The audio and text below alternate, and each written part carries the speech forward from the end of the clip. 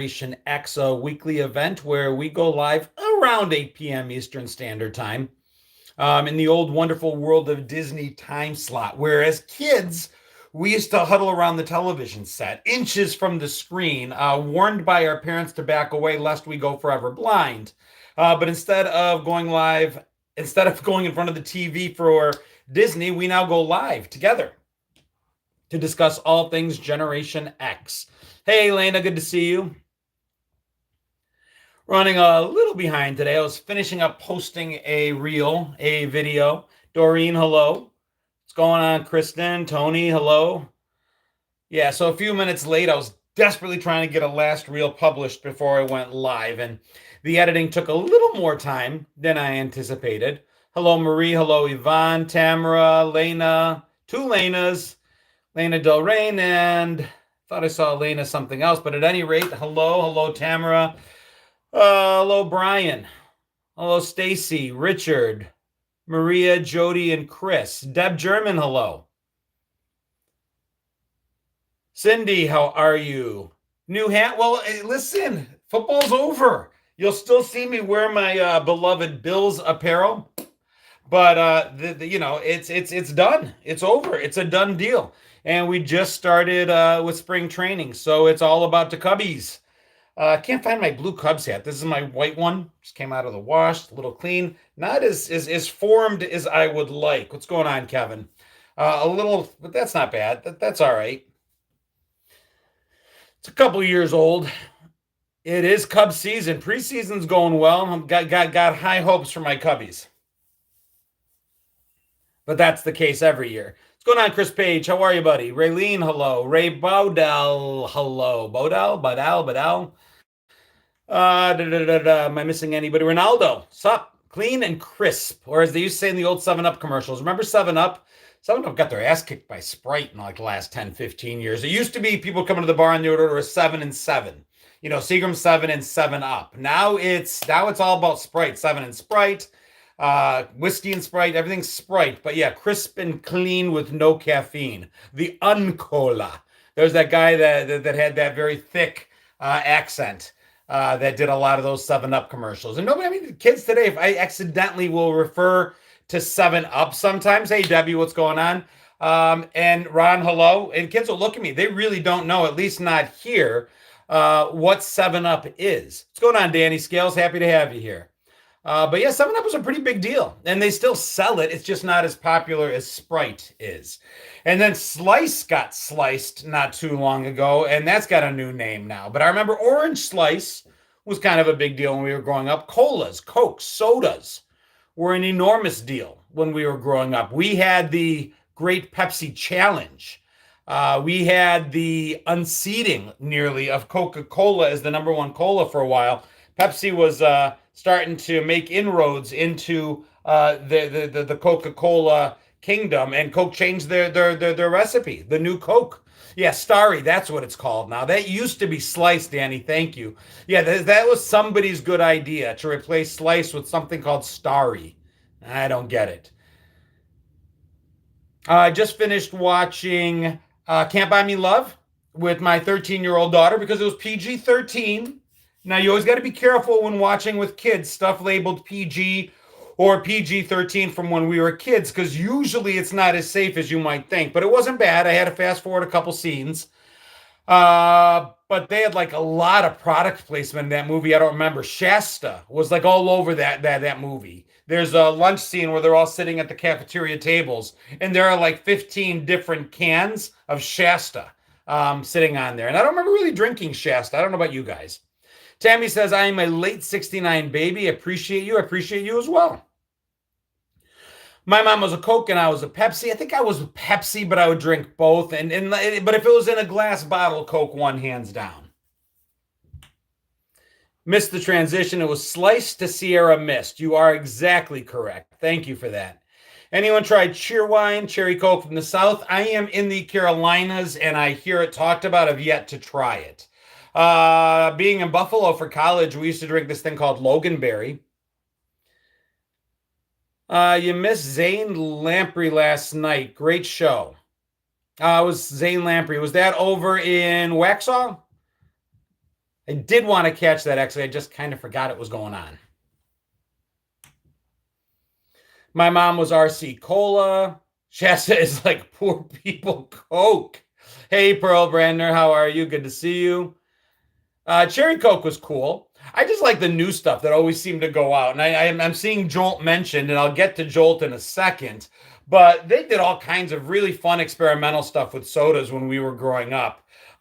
You had the regular stuff, but then every now and then they just tried stuff as gimmicks. You remember that obviously the clear sodas for a while when Coke and Pepsi wanted to challenge 7 Up a little bit more strongly from the cold. So they had Crystal Pepsi.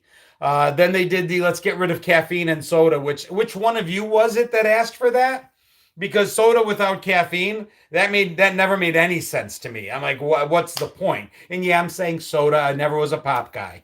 But yeah, then we had Pepsi Free, which was like the non-caffeinated version of Pepsi. Antonio, hi, nice to see you too. He's calling me beautiful and blowing kisses. Some moderator might want to get on that. That's over on YouTube. Maureen says I'm a root beer girl. I liked root beer floats. Does anybody remember having root beer floats or just floats in general, adding the ice cream to the soda? I've been sent a few of those videos. Apparently, Generation Z is discovering that and claiming to invent it. It was always pop in Iowa. Pepsi free sucked, says Zachary. I love floats. Adirondack soda. I do remember Adirondack soda. Shoot, I'd forgotten about that one. I'm a pepper. You're a pepper. Wouldn't you like to be a pepper too? That was the guy from American Werewolf, right? David something or other, maybe, singing that one. That was a good commercial. A&W in a frosted mug. Lena detests root beer. Coke float the other day. Yeah, I just liked it. I like what happens to the ice cream as it goes in there. It's pretty good. Baron Nunn over on YouTube wants to see my feet, apparently. Dude, what is going on with YouTube today? That's just weird. Shasta had a grapefruit soda that was great with vodka. I make a pretty mean tequila and grapefruit soda, like a Paloma. That's really good. Scooter Man looking for a shout out. You just got it. My mom had a thing for Faygo pineapple and ice cream float. Well, somebody mentioned Jolt, and I guess it's coming back. Like David Naughton. Thank you, Mark. David Naughton was the American Werewolf guy, and incidentally also the Dr. Pepper guy. How you doing, Emma? How are you doing, Danny?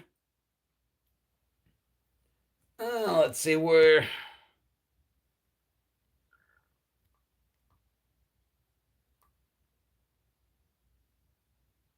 There we go. The Jolt is coming back. Like in an era where we're having all these sport drinks and all these caffeinated drinks and all these high energy drinks, apparently they're going to bring Jolt back in a higher caffeine version that is guaranteed to further thin our herd to weed out even more of our weak. Like at an era where Gen Xers are beginning to get to the age where heart problems and palpitations might be a thing, they're bringing back Jolt stronger and stronger than ever. Hey, Shannon Myers, how are you? Hey, Sherry over in Orlando. Yeah, I'm not sure that's such a good idea because now it's going to be all of the sugar and like 4 times the caffeine. And I promise I'm probably going to try it. There's no doubt in my mind that I'll try it. I'm just thinking they're really, really trying to get rid of us in a big hurry. Vicky says, I can see the TikTok challenges now.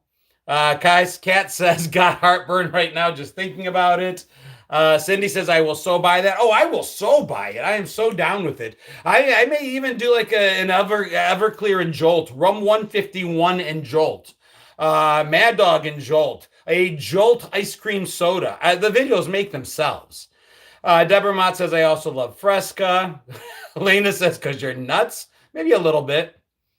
Raylene turns 60 in August. You may want to watch out for the Jolt then. It might give you a jolt you don't need. Hey, from 88 inches of snow in Hilton, New York. Dude, I am so glad I left there. Dude, we had 60 degrees today, and I thought it was kind of chilly. But yeah, no, I don't miss the snow. Dude, we did more than Jolt, though. I distinctly remember, like, I was that kid that my parents didn't really focus on my homework too much. There was an expectation put down, and I was expected to meet that expectation. My parents didn't care when I did my homework. They didn't care where I did my homework. I could go to friends' homes and do it. They didn't care. They just wanted it done. So I'll remember a lot of nights when everybody was up watching V, the miniseries, or finding out who shot JR. I didn't want to miss it. So I didn't do my homework. But after everyone went to bed, I would pop open a Jolt Cola, down 3 No-Dos, or Vivarin, because, we revived with Vivarin. And that's how I did my homework, all hopped up on caffeine. Caffeine was like a friend that guided me through my teen years, even into my early 20s. And I'd forgotten that. As I tell my kids to be careful with these energy drinks, I forgot just how much of that stuff I used. What did they say? Vivarin was like 2 cups of coffee in pill form. And I remember downing 3 of them with a can of Jolt. So, yeah. Wake ups, caffeine pills. There was another set of pills you could get, mini thins. There it is. That's the one I forgot about. What the hell was in those? Mini thins was the other one. And you can get those at like convenience stores, at gas stations. Tinkerbell says Vibrant. Oh my God. Sunday night homework. Yeah, and I'm telling you, my parents didn't care when I did it, but they'd be a little pissed off. Hey, Trisha, over here in Indian Land, just to the south of you. I think to the south. My parents would get annoyed if they found out I was up in the middle of the night still doing homework. So there were nights when I would pretend to go to bed and then get up, not to sneak out of the house and go to a party. My life wasn't really that exciting, but get up and do my homework. And that sounds lame as I say it, but that was it. Joan says, did homework in homeroom. I did that too. Also, those of you that rode a bus, I remember you telling me you could do homework on the bus. I had to walk to school a lot of the days, so there was no doing it then. I'm going to have to give me 1 second. I need a charger for one of these cameras. It is going dead. I did not properly prepare. And I don't want it to die, because then I'll lose all my YouTubers.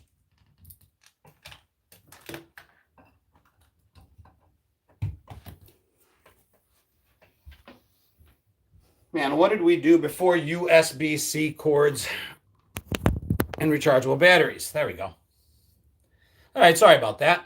6 packs of Jolt and 30 minutes of free Domino's soda made it a night. Oh, don't forget stopping by Blockbuster to grab 2 or 3 videos. How many videos would you grab at a time? I think I was like a 3-movie kind of guy at Blockbuster. You're right. We would order the Domino's. They had to risk life and limb to get it to us in 30 minutes or less, or it was free. We would pick up some soda or some beer, and we would stop and grab movies. That was a Friday night for me a lot. Hey, Anne-Marie from Buffalo, good to see you. Brian from South Cal. 4 video limit. You're right, JTR. I remember that. And I would always grab 3, I think. 3 was the standard because, you had to get through the weekend, and you always didn't want the risk that one of them really sucked. One was always was one you took a chance on. Tinkerbell says definitely 3 and Domino's. Jody says 2. Are those nunchucks hanging on the wall? Yeah, they are. Toys from our childhood, from when we were like 6. Is that Everclear and MD 2020 behind you? It is. Both are gifts. We did finish 1 bottle of MD 20 on a live a couple months ago. It was actually pretty good. But we have 1 left, and we have a full bottle of Everclear that I don't know that I will ever crack open. Hey, Tawny. I might be pronouncing that wrong. Taune. Hello at any rate. Delivery drivers got into wrecks. Dude, that 30 minutes or less, it came out of their pocket, if I remember right. At least it did where in a lot of the places that emulated Domino's where I grew up. That was part of the job. You got there in 30 minutes or the driver paid for it. Blockbuster for reference, not Domino's. Open, it says Lisa. Dave says they can never find my house. Free pizza always. Yeah, it felt bad. Once I found out it came out of the driver's pocket, I started being a little cooler about it. Jungle juice is a possibility, Stacy.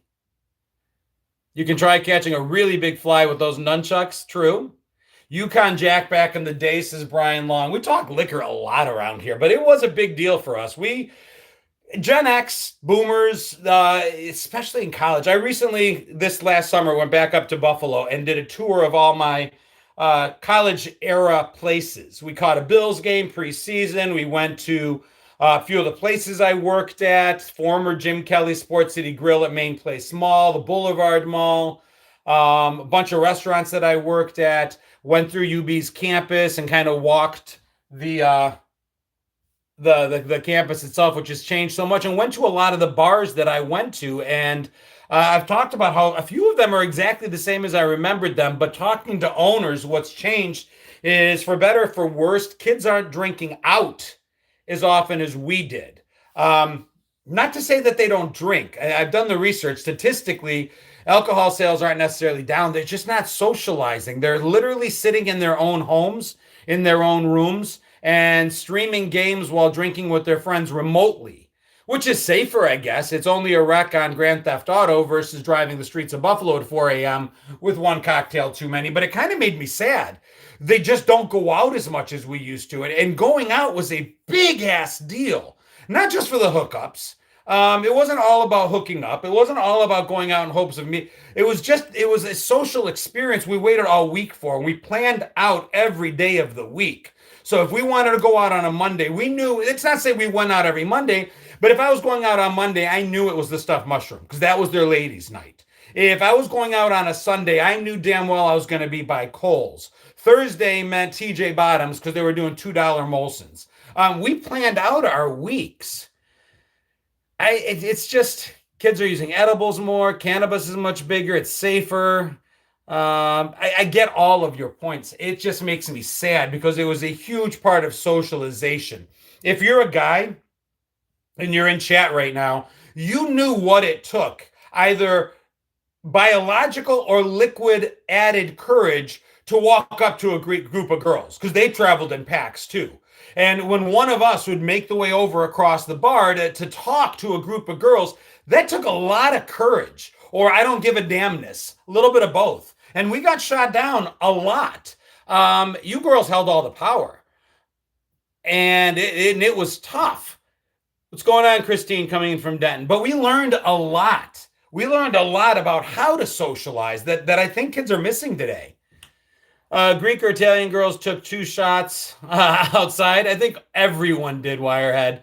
It didn't make sense to show up to the bar sober because drinks were expensive. Liquid courage, Everclear. Travis, my liquid courage, if I was really trying to get started in a bar, it would be 151 in Coke because it generally didn't cost a whole lot more. Hey, Gina, didn't cost a whole lot more than a regular rum and Coke, but it really got the job done.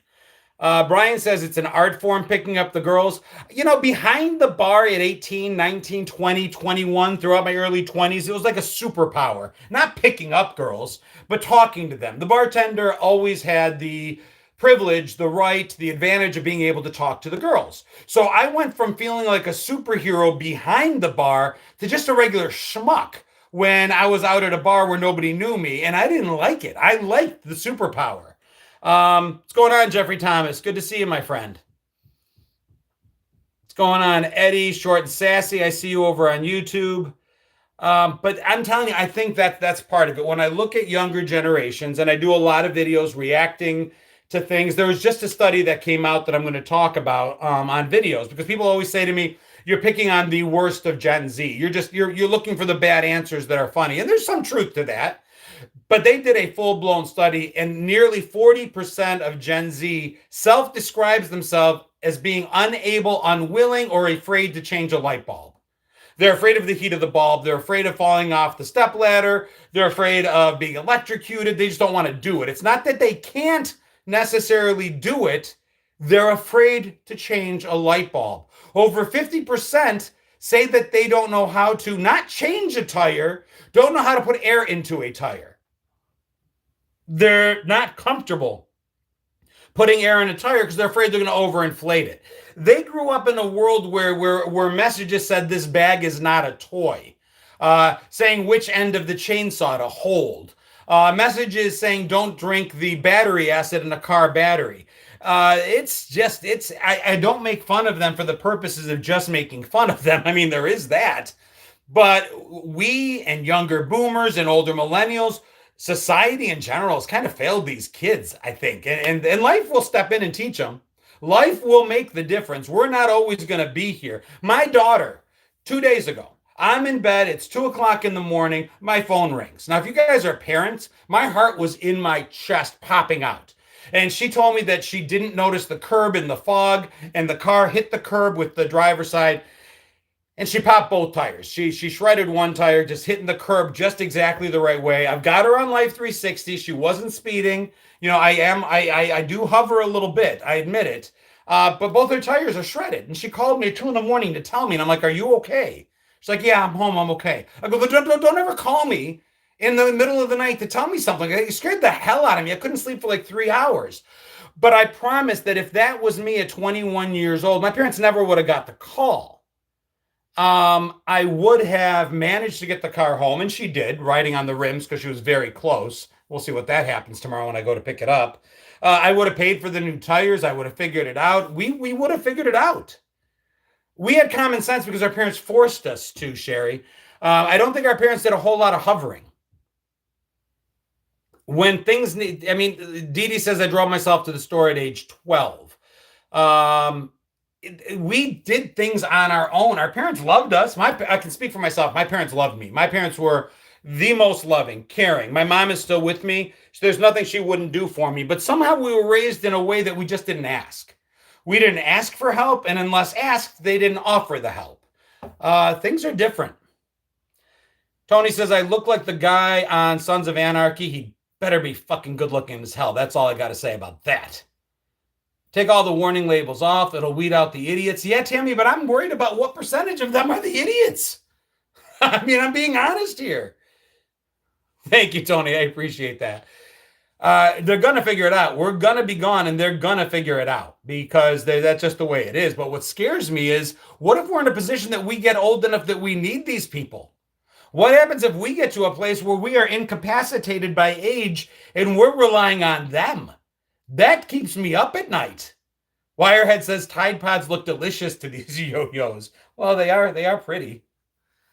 I would have to pay for any repairs. I agree, Diana. I paid even things like going to the dentist. I remember being in college, and I had a filling fall out and I needed a root canal.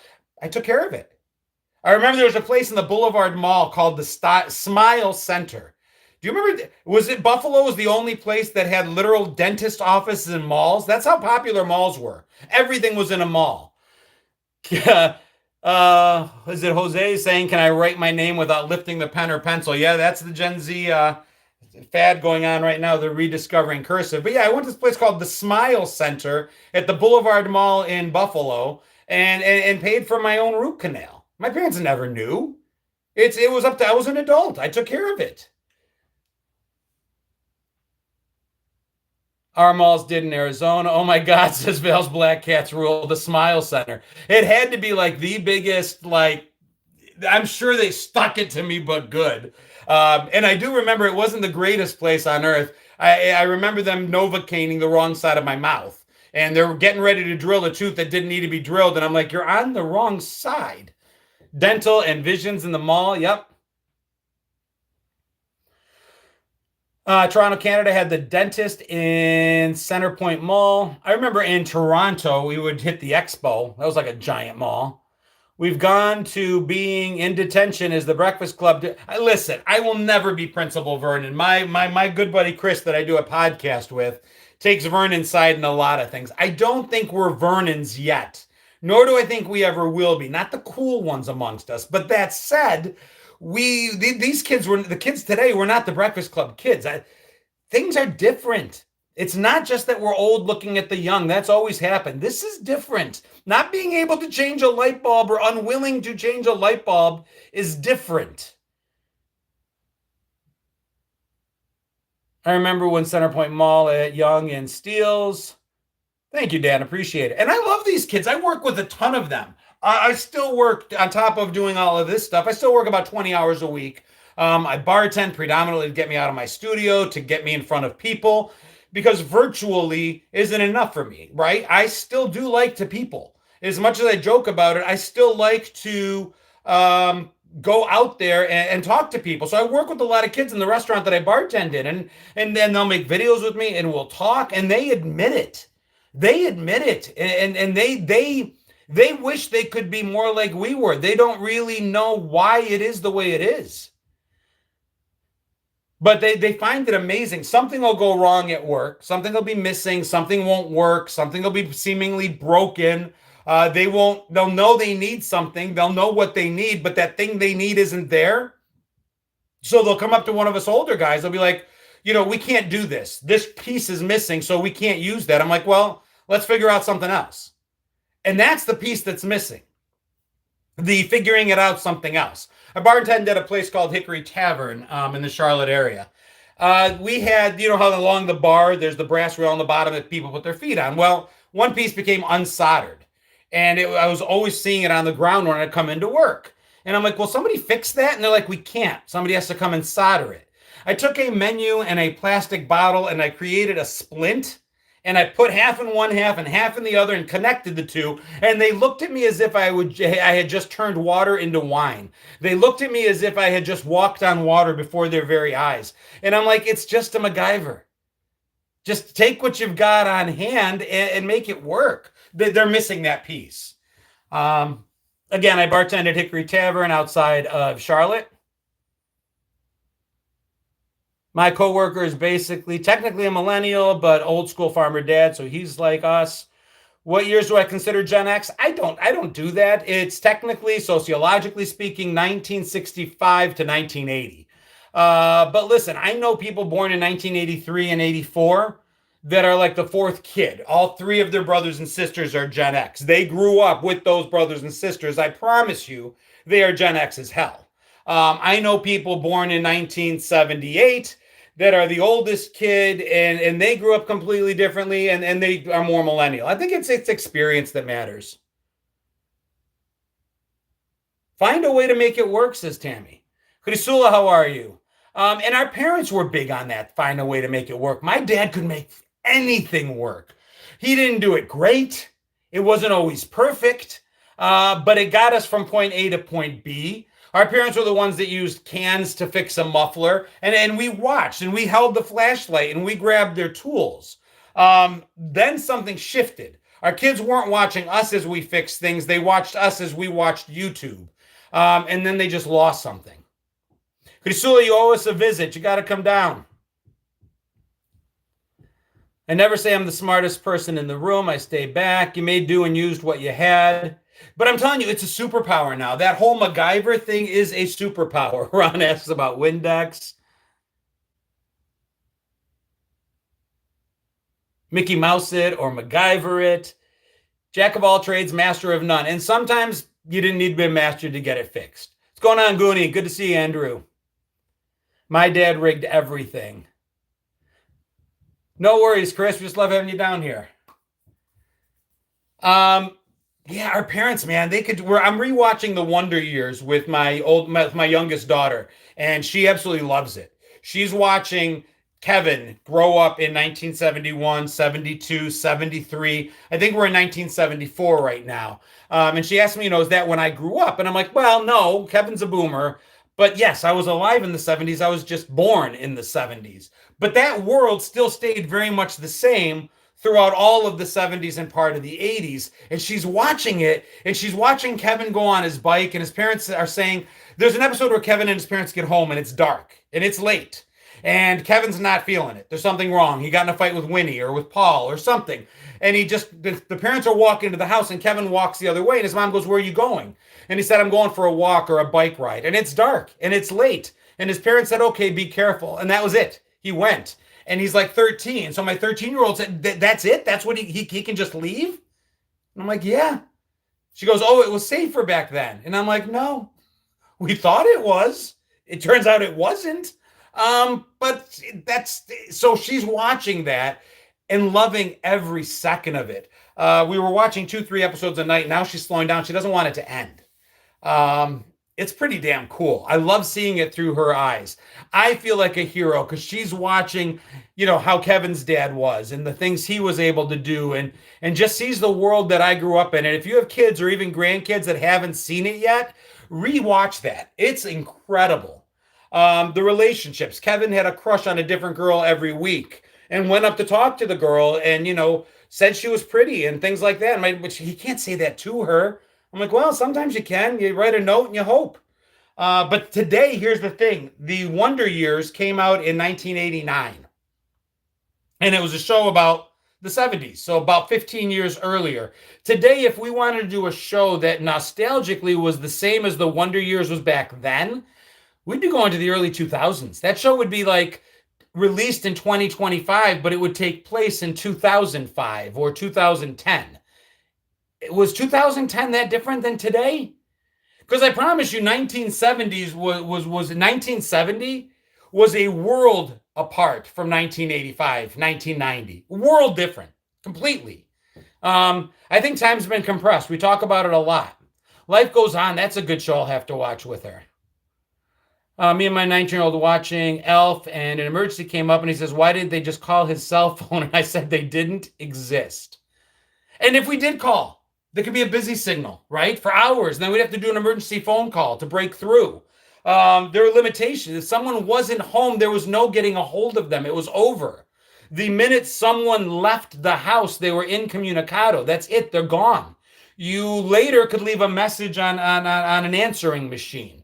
It was about as good as it got. When someone left work, they were gone. Gone. You didn't get to call the mortgage broker on the cell phone and say, you know what, we found a house we want to put an offer on. You had to wait till the office opened in the morning.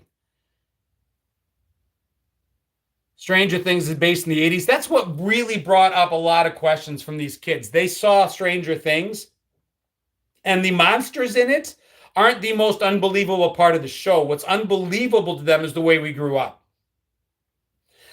Video after video after video is kids saying, did you guys really have that much freedom? Were you really able to just go and no GPS tether, no cell phone to check in on you? You just went. I'm like, yeah, that's it. Mom, I'm going out. Where are you going? Out. All right, don't go too far. Come back before it gets dark. That was it. If the jump ramp on our bikes went wrong and we were concussed on the side of the road, we were there till we woke up and then went home. Do kids still eat over at their friends' houses and spend the night? I can tell you mine do. My 13-year-old is very close with our neighbors. Hey, Sean, love it. How are you? They are thicker than thieves. They're outside playing all the time. It's awesome. I love that.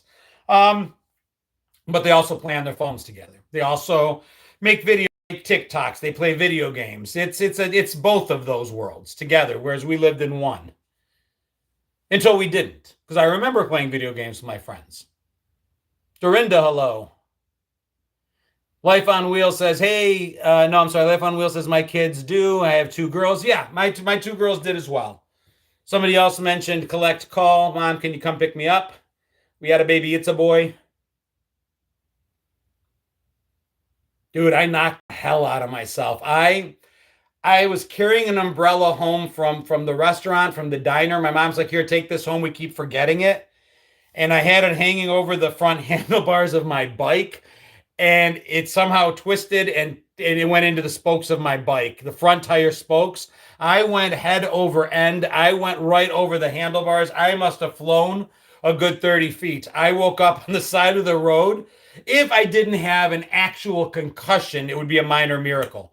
Didn't go to the doctor, didn't go to the hospital, didn't go to the ER, bleeding from the skull, went home, some mercury something, mercurochrome iodine mess, and called it a day. And that's not a good thing. I'm not saying it's a good thing. I'm saying it's the way it was. I never got stitches. So many times, Doreen, I must have needed them. Doreen on YouTube is talking about stitches from the bicycle pedals going the wrong way.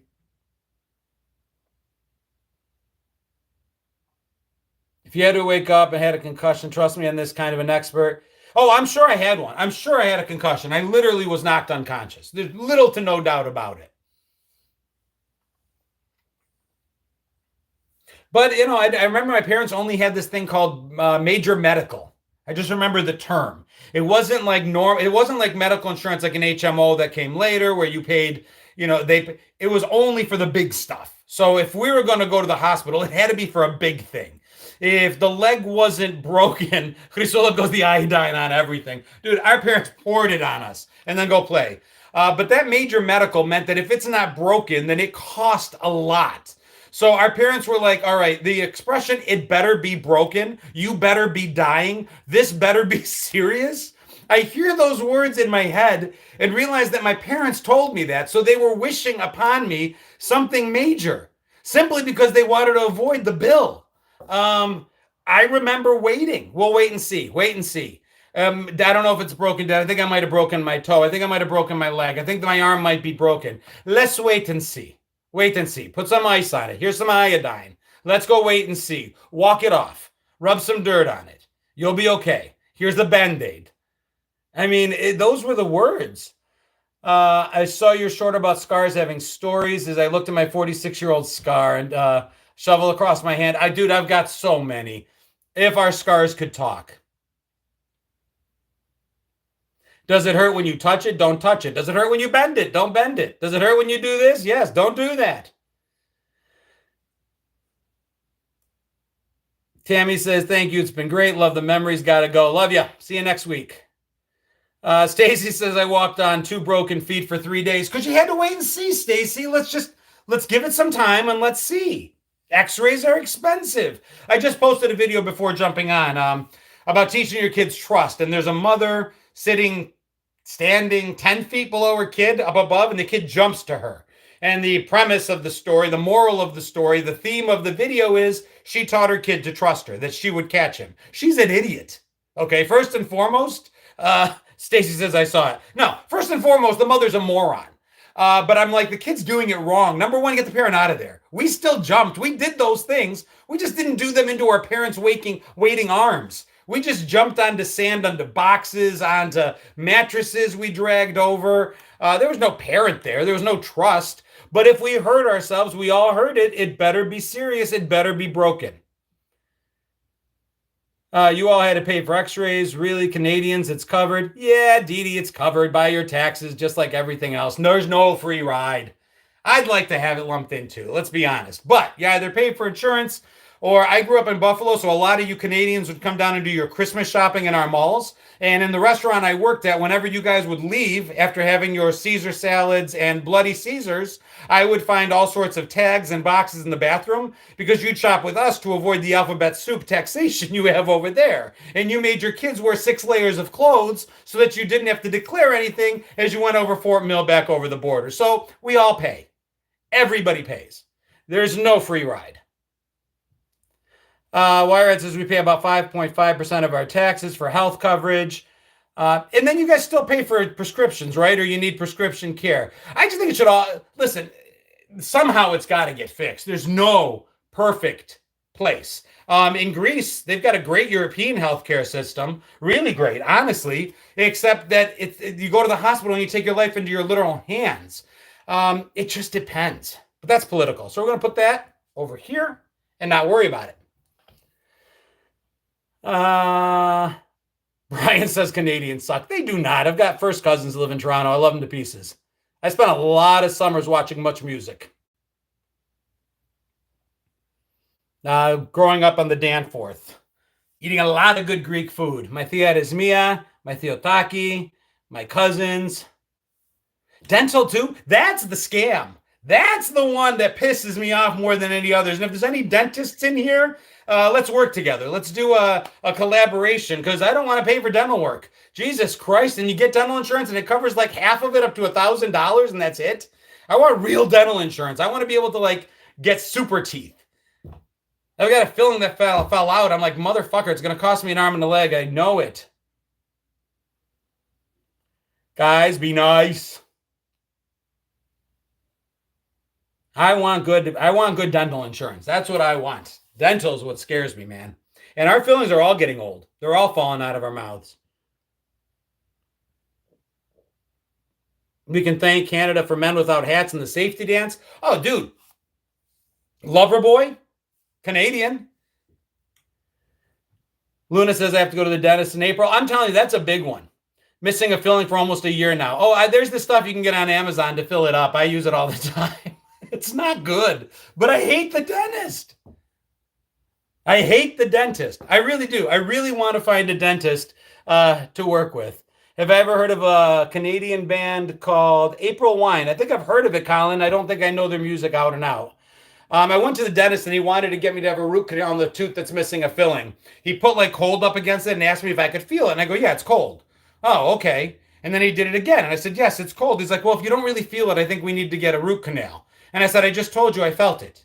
Yeah, but if you don't really feel it, I think I should send you to another dentist, the specialist for a root canal, and then come back. So to get that one filling after the root canal would be like $5,000, which, yeah, no, no. So I'm going to find another dentist. But literally, I'm like telling him that I can feel it. What is that all about? Bastards. Love your video of the top 10 worst songs. Now, Angela, I got a lot of hate for that video. I love my dentist. My smile is perfect. It makes such a difference. I know, Crisula. I don't want to spend it. We'll get there. Those 10 songs were the best of the worst. Those were songs that they're not necessarily bad. Wake Me Up Before You Go Go got bad. It became horrible because it just overplayed to pieces and it was super sugary bubblegum pop. But a lot of those songs, a lot of people are like, I love that song. And I'm like, that's fine. They're the best of the worst. They're the really, really best of the bad songs. But I got a little bit of hate on that video. But I don't think you can make fun of any song without somebody saying, it's great. Mark said that all my teeth removed and got dentures. Life is good. I do want to get at least one. I've got a tooth back here right in front of my molar that I want to get what is it called? An implant. I want a bionic tooth. Walk the Dinosaur is horrible. I remember the bar Don Cherries. Oh, hockey night in Canada? Seriously. What's going on, baseball? Good to see you.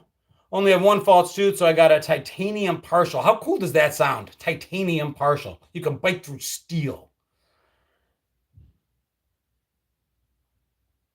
I wish I could pay the tooth fairy to bring back my good baby teeth.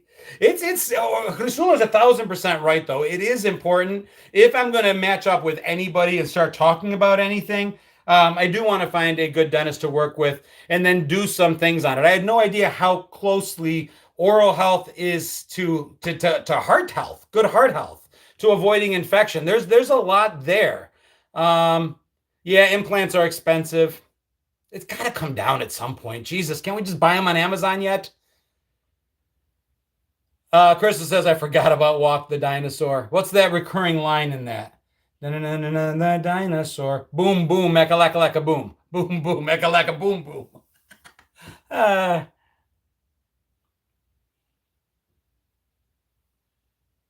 And the other thing is, when we talk about dentists growing up, do you guys remember the red pills? Do you guys ever have to do that in school? I remember doing that. How much did I get from the tooth fairy? $5, maybe. My parents are pretty good about that kind of thing. Yes, the red dye plaque pills. Exactly, Wirehead. I guess they did it in Canada too. What's going on, Bren? Jeremy, hello. Never had a cavity in your entire life? I brush twice a day and floss and I've gotten cavities. Angela was lucky to get a quarter. Chew the pill. Oh, and then you knew what kids weren't brushing. How's that for using shame in a public place? Embarrassment was a tool adults used when we were growing up. They gave you this pill that in front of the rest of your class, you would basically show that you weren't brushing your damn teeth. That was hilarious. Literally using shame. And us kids did what we were supposed to do. We made fun of the kid whose mouth was pink. We called him Yuck Mouth because he don't brush. Who remembers Yuck Mouth? 46, never had a cavity. We drink too much coffee. I drink a lot of coffee. That is true. The school lice checks, that was a big one. And you'd go there and you put your head down and the nurse would go through it. And they were real subtle. If you had lice, you'd have to go left. If you didn't, you'd go right. And again, everybody knew. Everybody knew. There was no secret to it. The scoliosis check when you would take your shirt off. Again, that nurse, man, she did double duty. Today, nurses hand out ice packs and tell you to lay down for a few minutes. Our nurses went to work. Joan says, I still have 2 baby teeth. Permanent still have the 2 filling baby teeth. Don't know what that means. Silver dollars. That's a cool idea.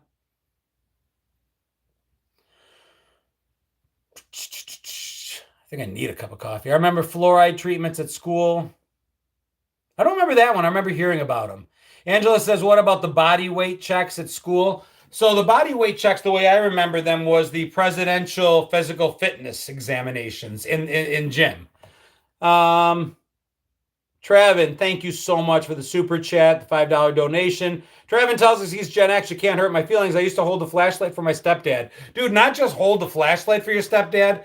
They would tell us to go get tools that to this day I've never heard of. Try having a Greek immigrant father that would ask for any given tool, sometimes in the English name you were used to, sometimes in this weird Greek terminology you had no clue. And I remember standing over the toolbox, fearing for my life that I was going to bring him the wrong thing, and often did. Hold the flashlight. Remember, have you ever dropped the flashlight while holding it for dad? That was always fun.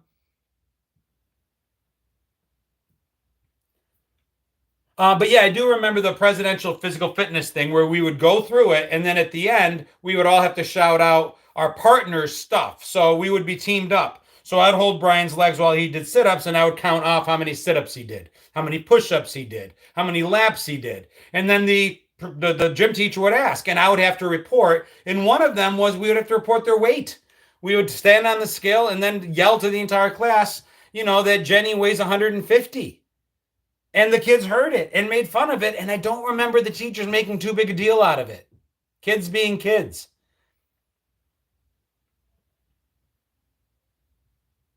Climb the rope. The rope sucked.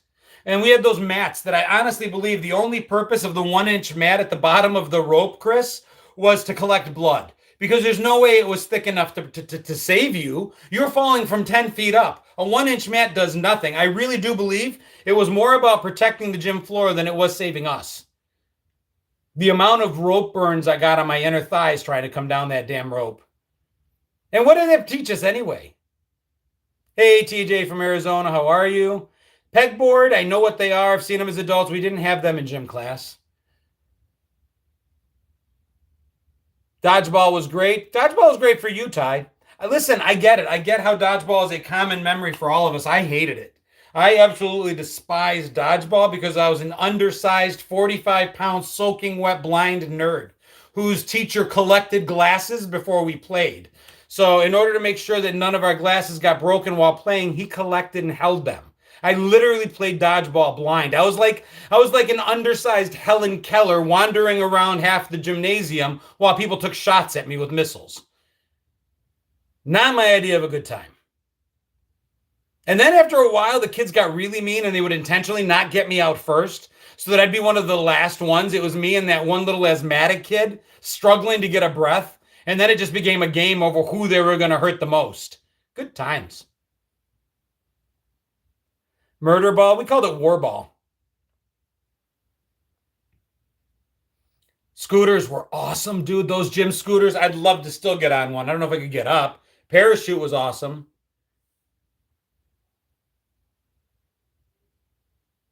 Gym doubled as cafeteria. Grew up in a small town, but the more I think about it, the more I realize we had stuff. We had an actual very large gymnasium that we could cut off so that half would be the boys' side, half would be the girls' side. Had our own dedicated auditorium, had our own dedicated cafeteria. Our high school had an Olympic-sized pool in it. I mean, they did well for us considering it was a small, Western New York town in the middle of nowhere. We did have a gymnastics program. So that was the other thing that'll tell you if your school had money or not, is they would bring in a ton of gymnastics equipment for a rotation. So that there would be the pommel horse, the even parallel bars, the uneven parallel bars, the balance beam, and of course the trampoline. And the trampoline back then wasn't with safety nets around it. The only modicum of safety was that as fifth graders, we'd go around the perimeter of the trampoline as spotters. And the spotter's job was to stand there and give the jumper a soft place to land if and when he went too far off towards the side. We were just targets along the outside of the rim. And then those little springs were completely exposed. I guess now they have things that they cover those. No, my leg went through that more than once. In school, we called kickball soccer baseball. It's Colin, I see it. Thank you for the donation, brother. I do want to say thank you. I see people in Super Chat on YouTube able to create a bigger chat to show my old eyes that you're there and donate some money. On Facebook, I see some have subscribed for exclusive benefits. There's a lot of you guys with badges that have donated before. I truly appreciate it. It helps a lot. Every little bit helps. Square dancing was hysterical. And we all did it. And I do remember in third grade, we swapped out square dancing for disco dancing, one rotation. Debbie, thank you for the stars. So that was kind of cool. But I never really understood why we square danced in high school and in middle school and elementary school. Kristen's still waiting for her cookie. But somebody explained it to me. It's to learn how to take direction. It's choreography. It's being able to listen to the command, work together with a partner. So I guess it does teach you something. I thought it was god awful. We hated it. Absolutely hated square dancing. Crystal did some weird ribbon dance thing. That sounds even worse.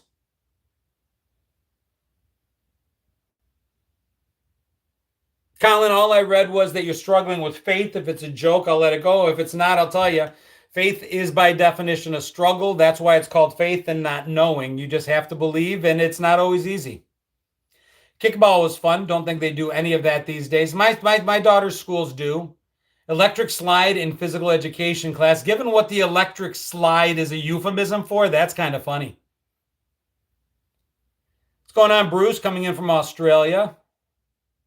Days that they rolled the TV in the classroom. Angela, I'm so old. I remember before the TV and the VCR when you'd show up and the teacher would have a reel-to-reel projector waiting. That was a good day, too. M. Sherry Kingston says we did maypole ribbon dancing. We did not. You did. That's kind of interesting. Ribbon dancing for May Day. Lola remembers it as well. It was a thing, apparently. Electric slide. Yeah, that's one of those euphemisms I didn't get until later on.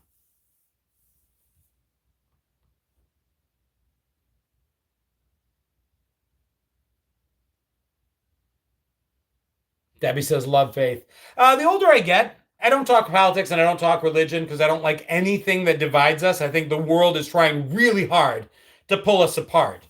And so I don't like to dig into anything that pulls us apart. But when issues of faith come up, when people do say, bless you because I've sneezed, listen, my faith has helped me over some really, really hard times. And it doesn't necessarily mean a specific church or a specific religion or any of that, even though I am Greek Orthodox. And my parents have instilled in me the belief that it is the only real religion. Yeah, like I go on a regular basis. I do not. Sorry, Mom. But it's a good thing. For me, it's been a good thing. That's all. Went from black and white TV with rabbit ears to watching this guy now. Yeah, dude, isn't that's a journey, man. It's incredible. I remember the first time I saw a real player on my computer screen. Before that, we grew up with computers that were like the DOS screen, Apple IIe screen, all that stuff. And as technology started to progress, I remember having a computer and that real player, for those of you that remember, it showed up and it was the first time you could actually see video on a computer monitor. And I just remember being amazed. Now, it took about 45 minutes to buffer 5 minutes of video, but that aside, it was still really cool. A lot of us were just talking about that, Lisa. We learned square dancing. Sweating to the oldies in school. That's kind of funny. Macintosh computer. I went from 8-track all the way up to streaming services. We're the generation that pioneered pirating music off of Napster and then LimeWire and getting more viruses than we did songs. We played handheld electronic games. We had toys that didn't need batteries. We had toys that did need batteries. We were outside all day and we watched a ridiculous amount of Saturday morning cartoons. We were digital before we were analog before we were digital. 8-tracks, LPs, records, cassette tapes, VHS, Betamax. Dude, how much have we seen? And I still say we're the generation that bridged it all because we taught our kids and our parents how to deal with the technology. Our parents didn't want to know how to change the clock on the VCR. Well, you do it. Our parents didn't want to schedule the VCR to catch the game when we were at church. You do it. And now if something goes wrong in our house and the Wi-Fi needs to be reset, I'm still doing it. We saw technology create itself. Dude, Crisula, I forgot about that. In college, I had to sign up for the word processor in 30-minute slots. I remember my first Vox account, which was an email account that only worked on campus. I mean, literally, we watched we lived the Oregon Trail. We know what's behind these screens. We know what it takes to program. We know what code looked like. We saw it born. If my kid's phone's brick because something goes dead in there, they have no idea what could have possibly happened. Now, I can't fix a phone necessarily, but I grew up in an era where I had to defrag a computer. I know stuff, and it's pretty cool. Who sells a VHS recorder? I'm sure I do somewhere. I need to go buy a record player. I don't have a working record player. And Atlantic Records just sent me these. And it is Hootie and the Blowfish compilation album set, which I think is super cool. It's the Atlantic years from 1994 to 2003, which takes me from 24 to 33, which is pretty cool. And I just love albums. I love the covers. I love the sleeves. I love the art. I love the stuff that comes with it. I love the stories. I love the lyrics. It's just super cool stuff. And, you know, you can't put this much stuff on a cassette. Some CD box sets are pretty cool, but just the amount of stuff they were able to include on LPs, I think, is amazing. And inside the sleeves, there's lyrics and information, and I just think it's awesome. And so they were kind enough to send me these. So now I want to buy a record player so that I can start collecting again and buying them. But I just think it's super cool. And I am ridiculously blessed that I'm in a place where somebody would be kind enough to send me something like this. I think it's super, super, super cool. Very grateful. But yeah, I need to buy a turntable. First computer class in our high school, we had 3 computers. We were reminded constantly of how lucky we were to have them. My first computers in computer class would have been in 1979. How old would I have been in 5th grade? It was 5th grade. I was one of 2 kids that got to go to the high school to work on our Radio Shack TRS-80s. Look into the suitcase ones. They're reasonably priced and sound good. That's not a bad idea. Get one on eBay. Probably thrift. Grab one at a thrift store somewhere. I learned to program in BASIC as well. I remember Fortran. I remember Cobalt. I remember Metcom Modula 2. Thank you, Dr. Bina Ramamurthy, who was my computer teacher that I could not understand a word out of her blessed mouth. The woman tried, but if I didn't cheat by stealing programs that were discarded in the garbage can, I never would have passed that woman's class. Pascal. I still remember doing the basic commands. 10 CLS would clear the screen. There were go sub and go to routines. Adding a semicolon on the end of some printed commands would cause it to go all over the screen. What year did I graduate, Chaz? I graduated in 1988. Did you have to load programs from a cassette player? The earliest ones we did. We loaded and saved programs onto a cassette player. Good memory. I do remember that. I don't have a Radio Shack anywhere near me. I know they were trying to come back. New suitcase turntables are at Dillard's. I'll check it out, Kevin. Well, listen, we're at 58 minutes past the hour. We normally run about an hour because, as I mentioned many, many times, I'm a dad. I got a 13-year-old, and I just want to spend the last hour with her before putting her down for bed. So, housekeeping. We did launch a new Trivia Crack Challenge. If you go to my link tree, which is in my bio across all platforms, it is the first link on my link tree. It will allow you to download the app if you don't already have it. And it's a place where we just play once a week. We have 3 rounds. There are only 5 questions apiece, and we play for nothing. There's no trophy. There's no participation trophy. There's no ribbon. From now, every now and then, Trivia Crack does run a contest. I know Sheila just won $500 worth of Amazon dollars. So that was pretty cool. And I think one of our other members won another $300. So that happens from time to time. But this week, I have it running the gamut. It is going all the way from the 70s into the 2000s. It is our formative years. It is when we were kids, and it's when we became young adults. So click the link. Download the app if you don't already have it. It's free to play. They do sponsor my page, so I get something out of it. If you want to support the page, support me, and didn't know how to do it, this is an easy, free way to do it and have fun at the same time. So you can go to my Facebook page. The link is there. Go to my link tree in my bio. It's there. Other lives this week. Friday, we will be live with the 3-View Mirror. Every Friday at 5:30 p.m., me and two friends have a show that we run, a podcast on YouTube. Check that out. And just thank you guys, man. Thank you so much for the subscriptions. Thank you for the super chats.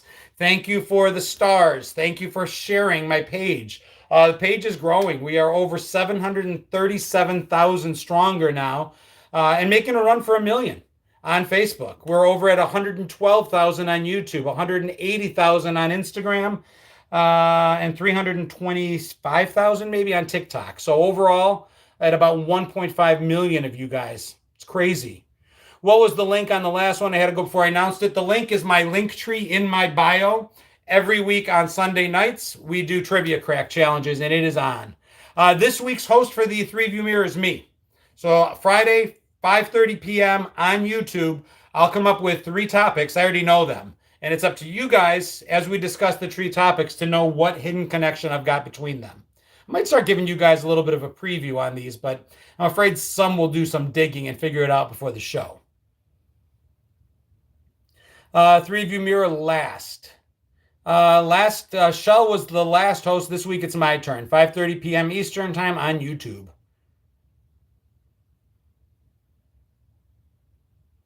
All right, Darius, thanks. Have a good night, Andrew. Thank you so much, Goonie. See you next week. Forgot this week was 45th anniversary of Miracle on Ice. You know, I didn't forget, Kevin, but given the game between the U.S. and Canada, I decided to leave it alone. All right, guys. Lots of love. Thank you again for everything. Go out there, play Trivia Crack. Let's see who can get to the top of that challenge. Thank you, mods, for everything you guys are doing, keeping me safe on here, and I will talk to you guys soon. Check out the page. Be good. Have an amazing week. Sending nothing but love to all of you guys. Peace.